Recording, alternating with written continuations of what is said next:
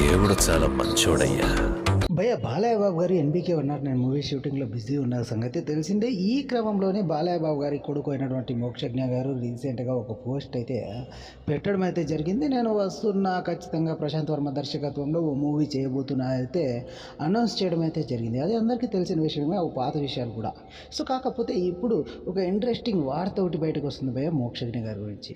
మోక్షజ్ఞ గారు కూడా ఎన్బీకే 109 మూవీలో ఒక స్పెషల్ గెస్ట్ రోల్ చేయబోతున్నట్లు అయితే సోషల్ మీడియాలో వార్తలు వస్తున్నాయి. ఇవి ఎంతవరకు నిజం అనేది ఇప్పటికీ క్లారిటీ లేదు భయ్. ఎందుకంటే ఆల్మోస్ట్ ఎన్బీకే 109 మూవీ కంప్లీట్ అయిపోయింది. అందులో ఎవరెవరు తారాగణం ఉంటారో అనే విషయాన్ని కూడా చెప్పడం అయితే జరిగింది. కాకపోతే ఇప్పుడు మోక్షజ్ఞ గారిని ఈ మూవీలో ఎలా ఇరికిస్తారు, స్పెషల్ గెస్ట్ రోల్ అంటే ఎలా చేపిస్తారు, అందులోనూ మోక్షజ్ఞ ఎంట్రీని వేరే లెవెల్లో ప్లాన్ చేసిన బాలయ్య బాబు గారు కేవలం గెస్ట్ రోల్ కోసమే మోక్షజ్ఞ గారిని ఈ మూవీలోకి తీసుకొస్తాడా అనేది వెయిట్ చేయాలి. ఈ వార్త అయితే నిజమో కాదో తెలియదు భయ్య. సోషల్ మీడియాలో మాత్రం తెగ చక్కర్లు కొడుతుంది భయ్య ఈ వార్త.